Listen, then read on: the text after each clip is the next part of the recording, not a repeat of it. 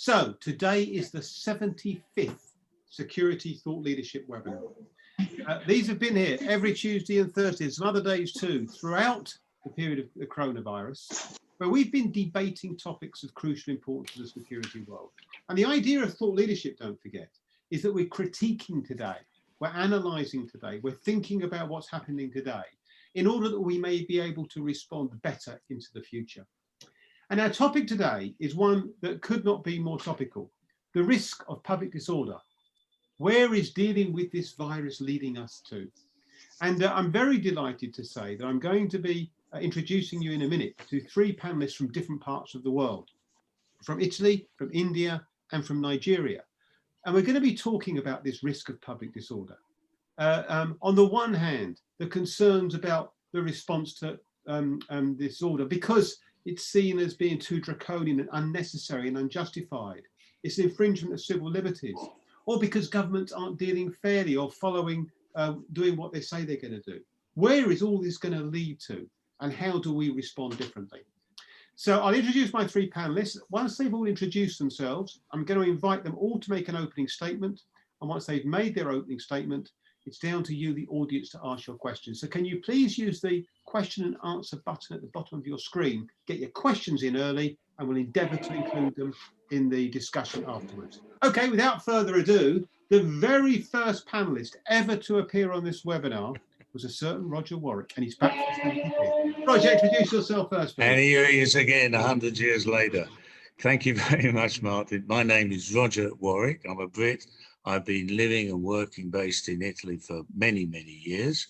I'm the CEO of a company called Pyramid Temi Group, which is specialized in travel risk management and assistance. I'm also working on a number of ISO standards, including the standard that will soon be published regarding travel risk management, ISO 31030. Thank you.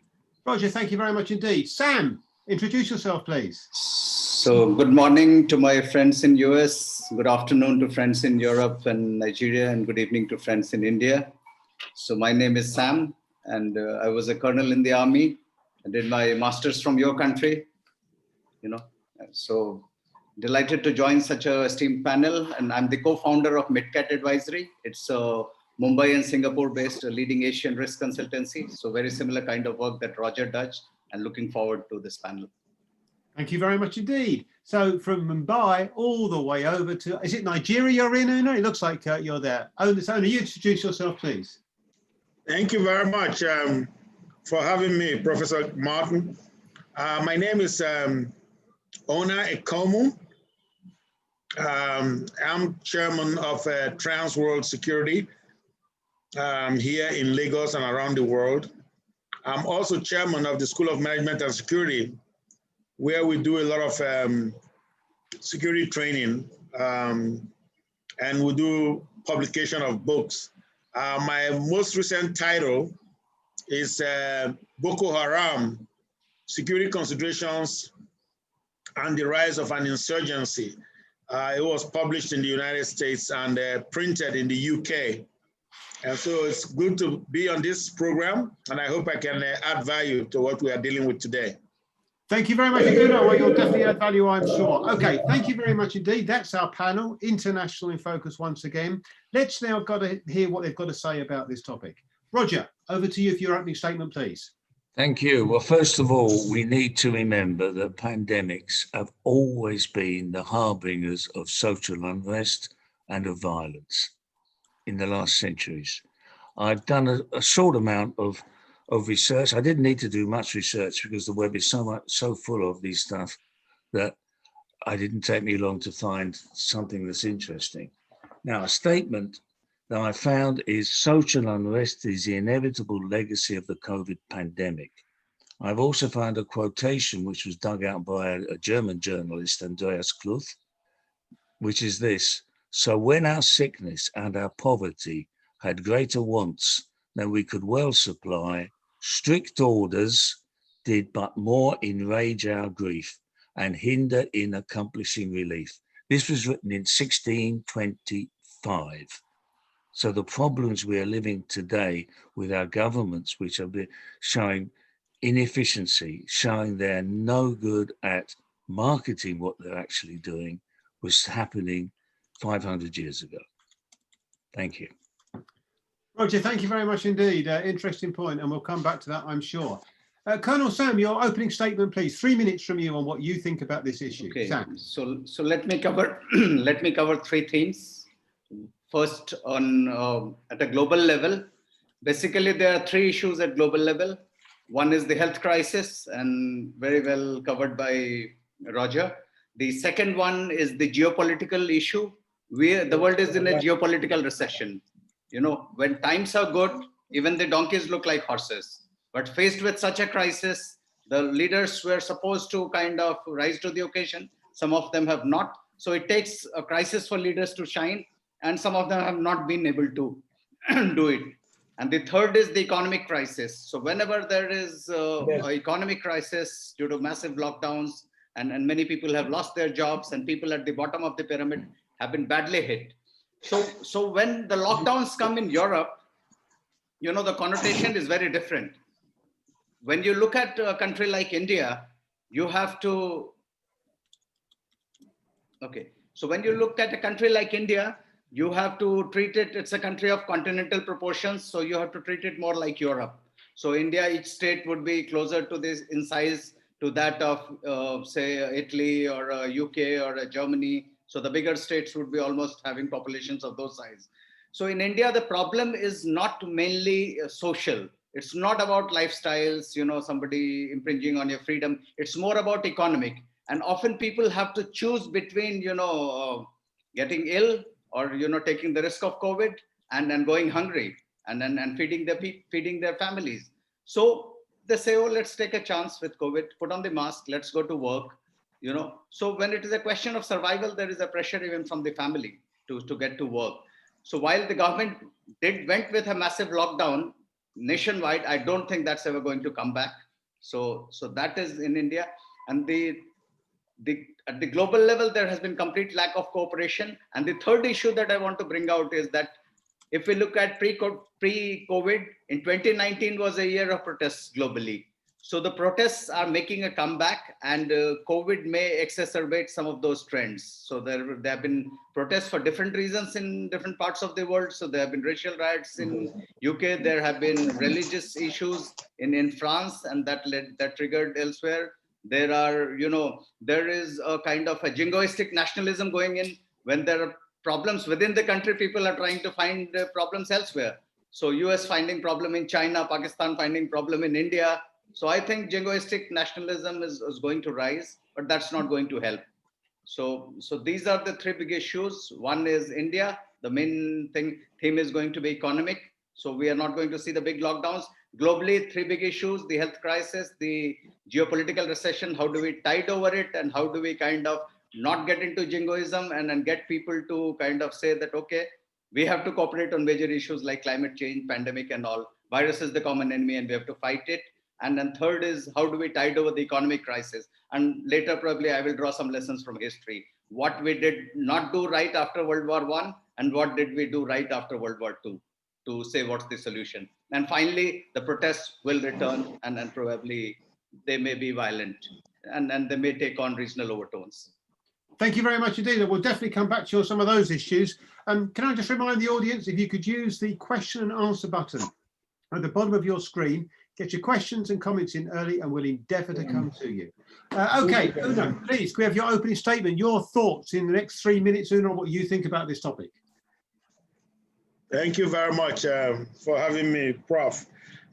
Well, here in Nigeria or in Africa, I think I can speak for Africa also, as well as Nigeria, we had a slightly different experience. While many countries had cases in millions, hundreds of thousands, and a lot of deaths also.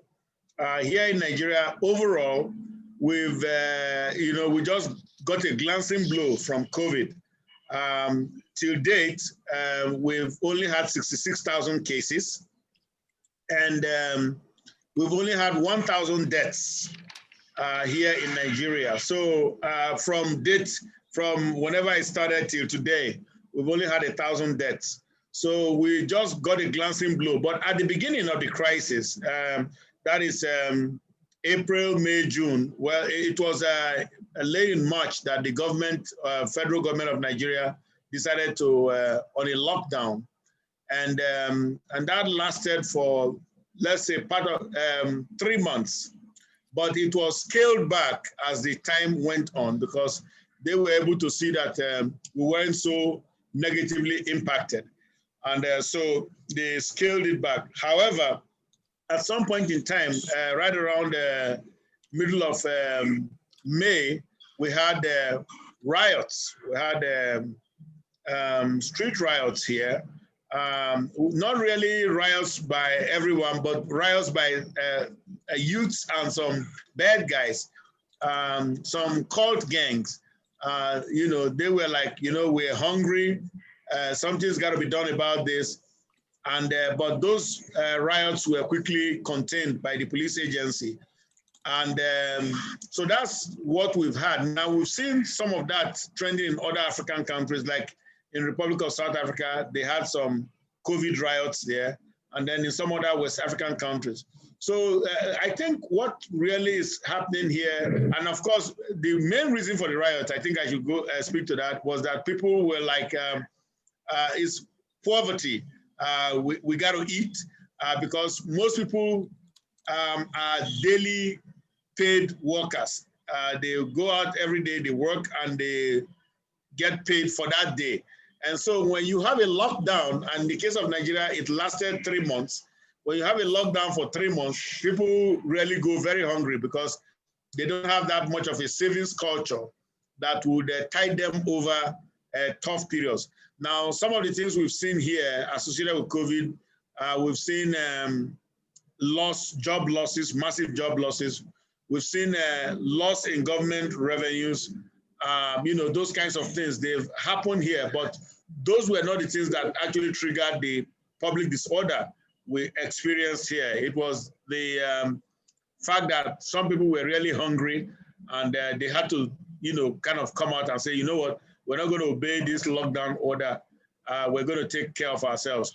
But now in response to that, the government scaled back on the timing of the lockdown and eventually opened the entire economy so that people can, you know, get their source of livelihoods. So that's what we have had here in Nigeria specifically, and then generally also in Africa. Again, the point to take out is that we just had a very small glancing blow from COVID. Yes, 1,000 deaths. Sounds like a lot of people, but when you compare like 2,000 deaths in one day in the United States today, you'll see that 1,000 deaths from March until now is really very small. And perhaps some of those deaths were in fact misclassified too. People who have died from malaria fever, and because it presents some symptoms like COVID, they will say it's COVID. Yeah, Una, thank you very much indeed. In fact, we had someone on from Tanzania last week who was saying very similar things to you. So we're going to come back. Let me ask each of you, though, each of the panelists, given what you said, and you've all set a very helpful context here. Let me come to you first, Roger. How serious is this? I mean, if 500 years ago we had the same problem and the same issues, should we be particularly worried about these riots? I mean, beyond the fact they're not nice, is there anything more serious or sinister about these, Roger, than the ones that have been happening in the last 500 years, say? I would say so, because we're up against the phenomenon of the new poor. Whereas 500 years ago, 800 years ago, it was poor people who already had little to eat, found themselves with nothing to eat. Now we're up against a new class of the new poor who are not used to being poor. They don't have the survival techniques of the poor. We're up against people that either had a good career, but just happened to be working in a business that is gone bankrupt because of the COVID situation, or we're up against small to medium business people whose businesses are being closed down by the government. So they are very much unhappy. They're unhappy, not just because of the problems of COVID, but the problems of the decisions made by their government. And these are people who are turning violent. And even when they're not turning violent, and when they're holding demonstrations and they intentionally are not violent, they're being infiltrated by extremists, or from the right or from the left, and from organized crime. Now, political groups that are used to holding demonstrations are used to organizing, they know how to organize them, they know how to protect themselves and from extremists. These people have never been in demonstrations before, and they are very easily being infiltrated. Demonstrations are easy to penetrate and manipulate. And there's another thing we need to think about, considering we're security people. Security is supposed to be about defending the good people from the bad people. That's a simplification. But now increasingly, we're going to be defending good people from good people who don't have food to eat. So we need to think seriously about the mental health in both public and private security of our frontliners. Our frontliners are going to find themselves defending the good people from the person next door, who never did anything wrong up until recently. So we're going into a completely new social order, which plus the question of communications, and communications that weren't around in the 13th, 14th century and the 16th century are now around. Then it took 50 to 100 years to find out what was going on. Now we find out what's going on within minutes. So it's a very, very dangerous situation for those reasons. Roger, thank you very much indeed. Sam, you were saying that there are protests relatively recently, so there's nothing new about protests as you set the context in your opening statement. Should we be more worried about these, do you think? Yeah, you know what's happening is, I'll just take two things. So I'll take it up from where Roger left. Firstly, the pandemic is exposing the quality of governance and competence of world leaders. You know what happens in times of crisis, people instinctively turn to their governments finally to kind of bail them out. And when politicians and civil servants fail to deliver, they quickly can lose legitimacy and credibility. And so there is a contract, actually social contract between the citizens and the state. And the health of the social contract is determined during times of crisis. So when times are good, as I said, donkeys look like horses, and it takes a crisis for leaders to shine. And the second aspect is, you know, what Roger told about 16th century. In 16th century, what has changed now is the power of social media. So the power of, look, in a country like India, which is largely rural, you know, where a whole lot of young people are first timers to social media, and to them, social media is all powerful, and they are more prone to be influenced by social media. And people with vested interests are likely to kind of influence opinions and to carry their narratives into this. So the fake news, the social media, that adds another dimension to the problem. So quality of governance, this, and third, as I said, you know, this jingoist nationalism, this high-pitched rhetoric is not going to help, because, you know, somewhere we have to tell the people, look, fighting together, we have a common enemy today, and we have to fight the virus and not each other. Okay, Sam, Una, you made the point in your opening statement that the nature of the protest was about hunger, gangs joining in as well. Una, is that different? And should we be more worried about this than we would be other types of unrest that have occurred? Una. Thank you very much. Well, I think we had another protest recently here, a big one. It was called the NSAS protest. What happened was the youths were protesting police brutality, police excesses here in Nigeria. And this was much bigger than the protests we saw in the COVID. Now, the reason is this had a broader appeal. That's the NSAS protest, had a broader appeal. Many youths could relate to it, and so on and so forth.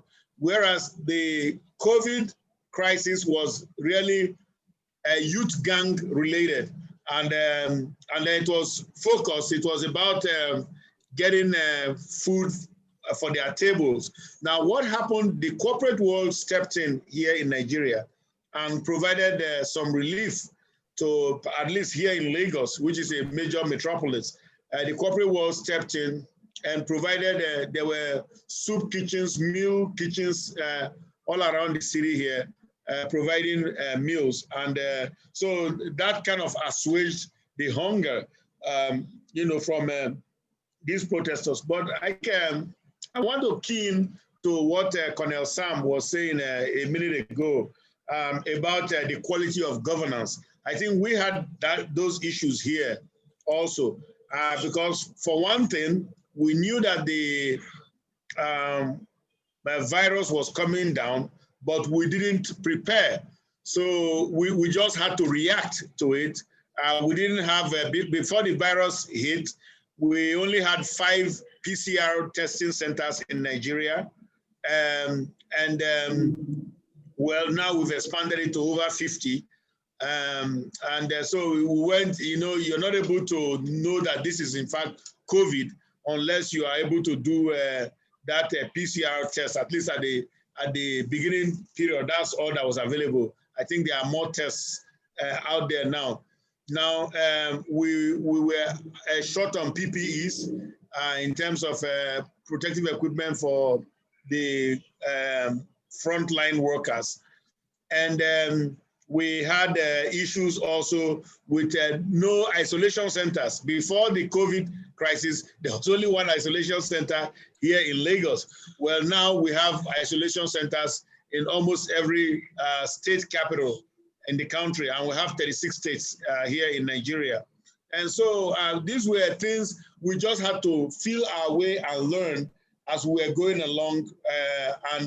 Of course, so back to what Mr. Colonel Sam said, horses and donkeys, they all look alike.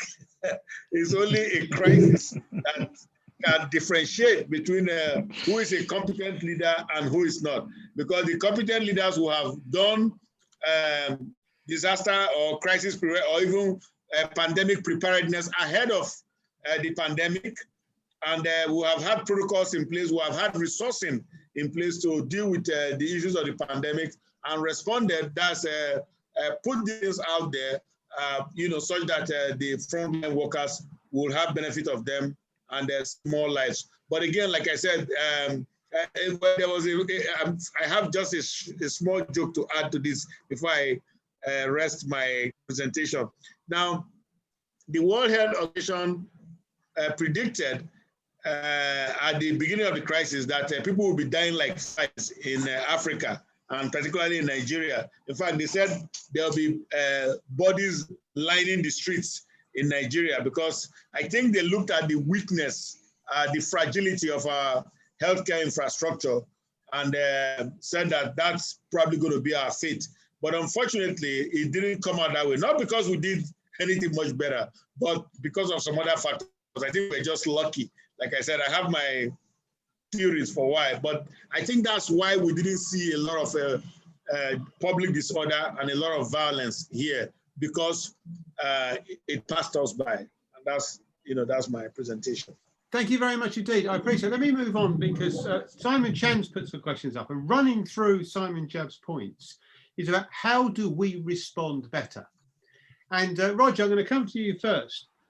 Okay, we get the point about governments not communicating effectively. We get about the point about governance not being right. Does the response to this issue then rest on better government, better communication? Because it seems a tall order if that's the solution. Roger, where do we look as security professionals? This should not be a security problem. This is a social and economic problem, which is being pushed into the lap of the security profession. There's very little the security profession can do to change the problem. All we can do is change and improve the way we deal with what we are given to do. This is a major problem. It's up to governments. And as Sam said, governments have shown great shortcomings all over the world, with the possible exception of New Zealand.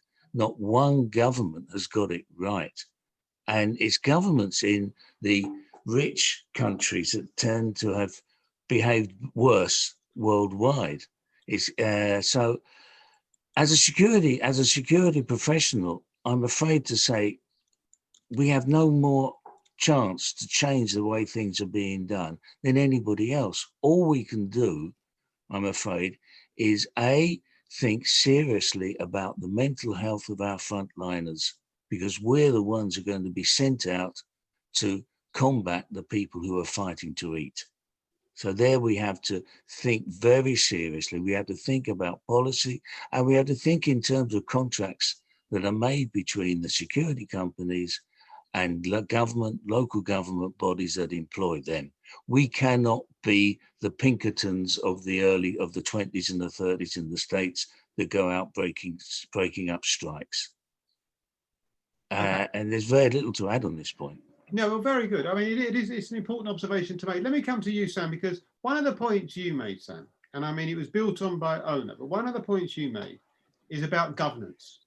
And as Ona correctly says, surely that can't, well, let me put my words on Ona's point.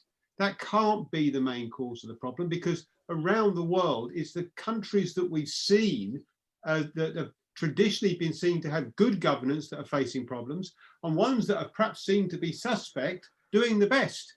Sam, it can't be that, surely.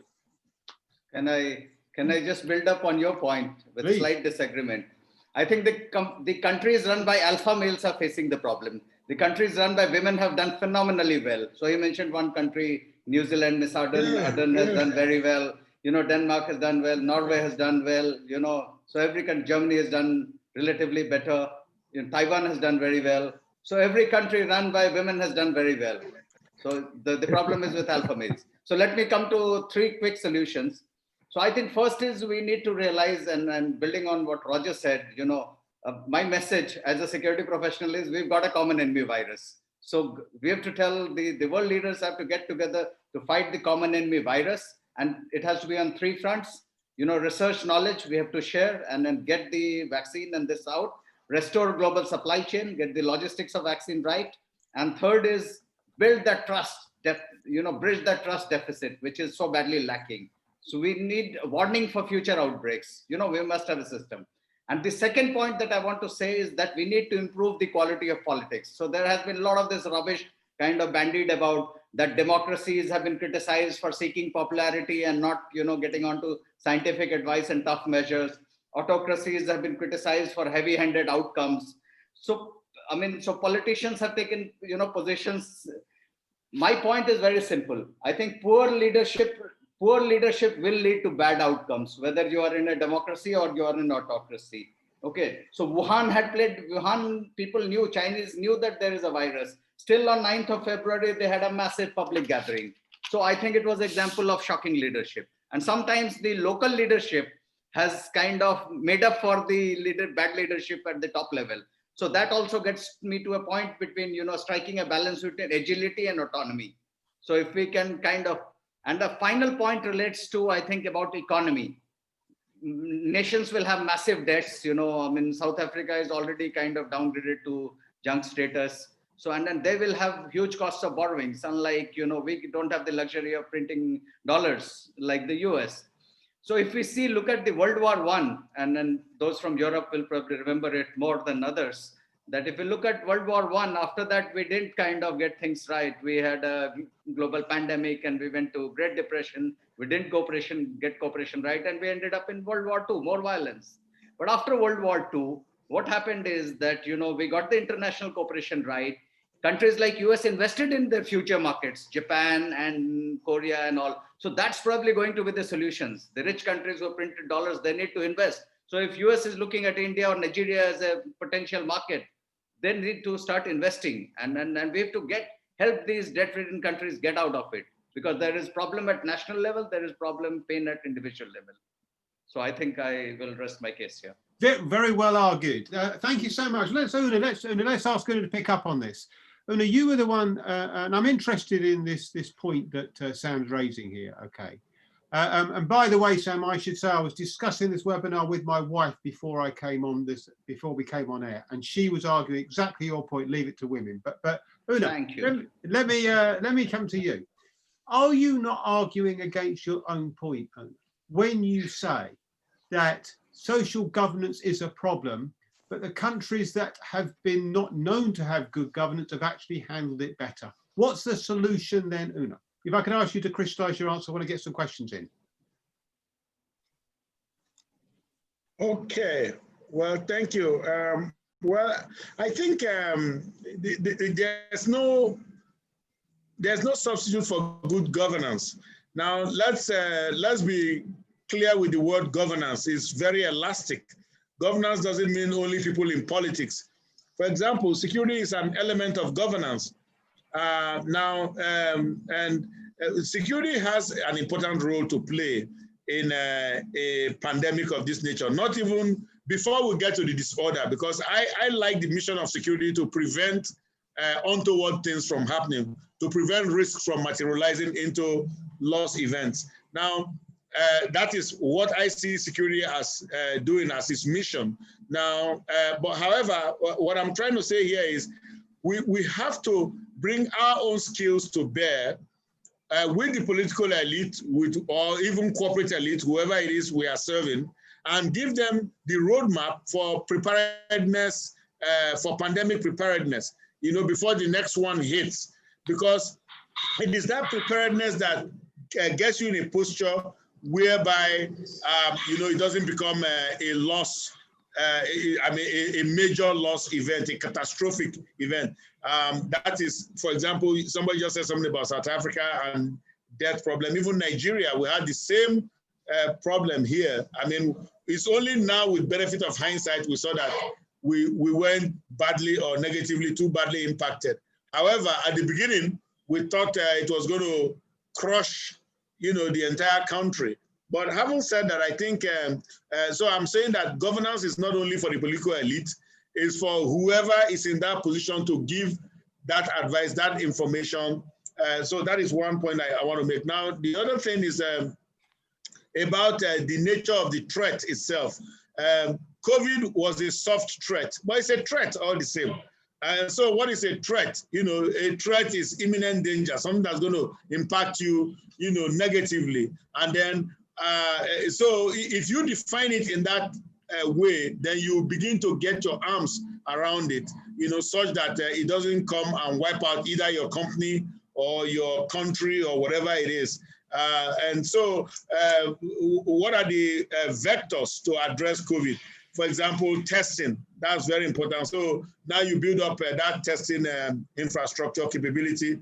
And Colonel Sam, I want to congratulate you. Your country has done very well in terms of being able to do, huge testing because of also your population, which you have referenced earlier in your chat. Now, secondly, you have to look at preventive measures, masking up, hand sanitizing, social distancing, and, so those kinds of jingles and those kinds of messaging, once they are gripped by the entire population, well, not the entire, but by a significant proportion of the population, they become kind of second nature.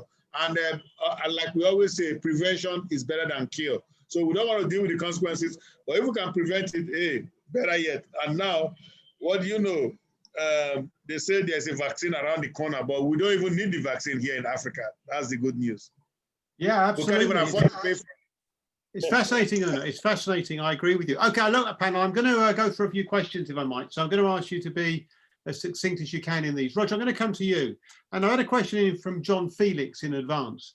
And John, one of the questions John's asked is about whether the response has been too much governed by political correctness, that there's a sort of, use my words now, a hands-off, a little bit of a fear about what's going on. And the sense is that governments aren't on top of this because this is a difficult one to deal with and everyone's affected, and there's a sense in which the governments aren't being seen to respond. They don't know what to do. Roger, your thoughts very quickly, if you wouldn't mind. Precisely, you've given the answer already. This is the major problem. I wouldn't call it political correctness. I would call it politicians doing anything they can to keep their armchairs, to keep their seats. Now, two examples. In Italy, we have a very weak government and a strong opposition. This weak government has been changing plans almost weekly by following opinion polls. to make sure, according to them, or in an attempt to always be on top and to always have consensus. In the UK, our friend Mr. Johnson, when this started, had a very strong government. So he made decisions without even worrying about what the opposition, this is when Corbyn was still there, without even worrying about the opposition would state. And he made the same mistakes for a different reason that the Italians made. Politicians are making decisions purely for political reasons because they don't know what to do from a technical point of view. And this is a very, very big problem for all of us. The other thing is, in what we consider to be the rich countries in Europe, in the United States, we mistakenly think that major disasters like this will only happen in the countries we consider to be third world countries. But the major problems are happening, as Ona was mentioned, is happening in Europe, happening in the so-called developed countries. So this has created a crisis for politicians that is unheard of for them. We're used to saying how much money we're going to give in aid to a poor country that has diseases, that does not have food to eat. We are finding that we're having more diseases at home than they are. And this is a major problem for politicians. Very interesting also. Thank you, Roger. I'm going to come to you, Sam. Sam, I've got a question from one of the attendees. Can you crystallize why you think, why is it that, I mean, are you serious when you say that a female head of a country is important? And if you are serious in saying it's important, rather than just some other factor, why is the case? Sam, can I ask you to be succinct? So I want to get some questions in from other people. So very quickly, I think I'm just quoting data. So this is not kind of, I have whatever statement I made, I proved it with examples. The best countries, I think Taiwan was completely on top of it. New Zealand, you know. So firstly, mine is statistics driven. Now the cause in retrospect could be probably women are better multitaskers, or maybe just the quality of governance in those countries, or maybe the scale of problems was lesser. So could be a combination of all, or maybe plain luck. But the fact is very important that people who kind of were arrogant with virus have failed to tackle it. So that's probably one lesson to learn. And the second thing is building up again on what Roger said, the uncertainty about the virus and its trajectory is leading to a very kind of uncertainty for response. So again, the people who are kind of have strong governments, I think they should not go over the board. Like India kind of had a strong central government and they went for a massive lockdown and the economy tanked by about 24%. Almost a quarter shrink of economy shrunk in one, of GDP shrunk in 1 quarter. So again, kind of, you know, or so to be dictated too much by popular response or kind of getting being arrogant with the virus, none of these helps. I think the balanced approach has probably helped countries. Thank you very much indeed. Una, a question from Marshall Kent. And I'm going to ask you, because you've written a book on this subject, Una, and I'm also going to ask you to be brief. Will the likely unrest and social changes push these extremists into terrorist acts? Is there a danger, disorder, extremism, terrorism? Is that a natural progression? Una. Thank you very much. Well, I think in terms of COVID, in terms of public disorder and COVID, I think there is separability. We can separate them out because the jihadists, they have their agenda, and you know, we didn't see any jihadi action here when we had the unrest from the youth gangs. These are normal youth gangs that are here in society, and they wanted to flex muscles, get government recognition and all. But however, there is a connection back. Now, because of the lockdown, the jihadists were able to ply their trade.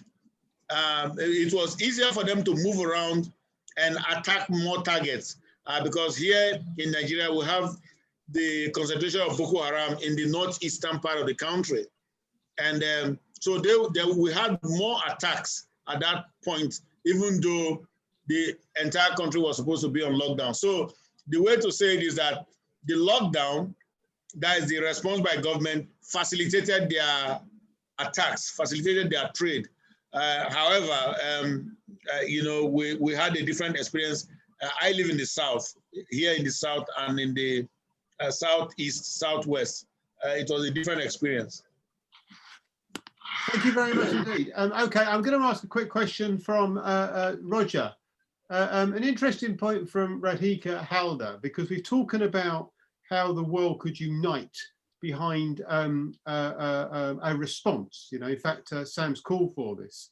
The reality is rather different. It's sealing of borders and distancing of governments from people is actually doing the complete opposite effect. Do you see that as being a long-term problem? I'm going to ask each of you this question, but give you just 30 seconds each because we're running out of time. It's a question from Radhika Halder. Roger. Yes, I do. And I think it's the same mistake that was made 400 years ago, the same mistake that was made 700 or 800 years ago.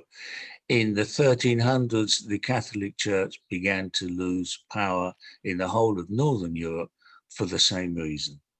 In the 1600s, we know what happened, and it's going to happen again and again. Politicians and those that rule are not learning the lesson, I'm afraid, and I can't see a way out. Wow, Roger, thank you. Sam, do you agree? Yeah, so leaders, yes, leaders must cooperate to fight the virus and to deal with the extraordinary challenges at home. And they must make a case, to their own people that, look, the problem is not, elsewhere. The problem is here. And we need international cooperation to get things right. We must restore global supply chains, and we must kind of write off debts for these poor countries. And people must invest in their potential markets. I mean, in some ways, Sam, that does sound good common sense. In some ways you think, well, why is that not obvious?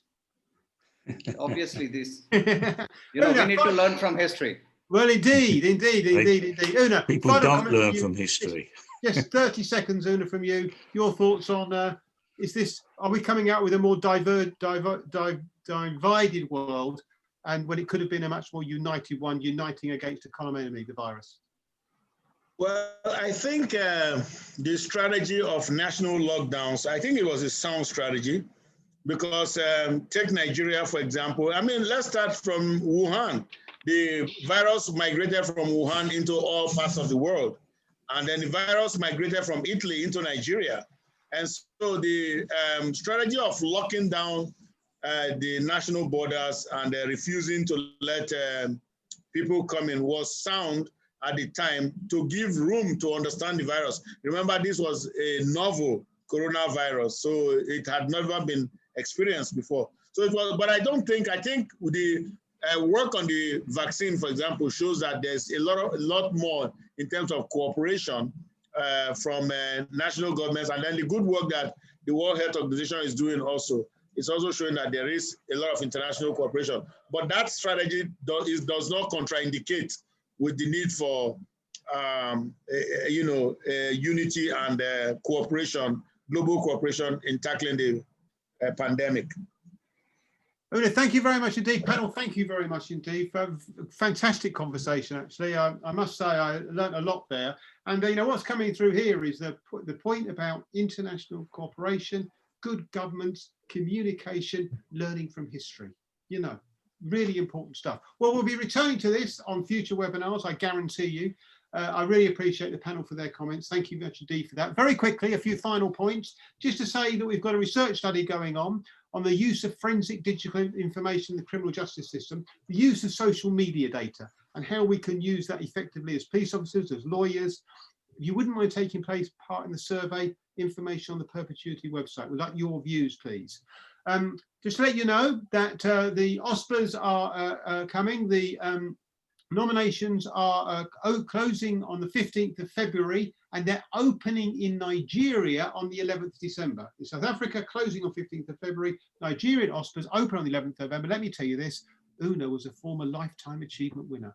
Award ceremonies, 27th of November, tomorrow in Romania. What do you mean by former? He's still alive. 15th of December in Germany. Look forward to seeing you at those. And just finally, we go through it all on December the 9th. Tackle Economic Crime Rewards, 3:30 in the afternoon. I promise you this award ceremony is different. You won't have seen the economic crime world quite like this before, trust me. Wednesday the 9th of December, free to attend all these, thetechers.com. Finally, we're back here on next Tuesday, where we're talking about fraud. We're talking about the balance between private and public sector reaction. And next Thursday, we'll be saying, hit them where it hurts. The problems of making offenders pay for their crimes. It sounds so obvious. Why aren't we doing it? They're the 2 topics next week. Thank you very much once again to my panel. I really appreciate Roger, Sam and Una for tuning in and giving your insights. Thank you very much indeed for the questions. Sorry we didn't get to them all, but I appreciate your questions. Thank you very much indeed to Hannah and Christine in the background for their input. And listen, wherever you are in the world, until we see you again, thank you very much indeed and stay safe.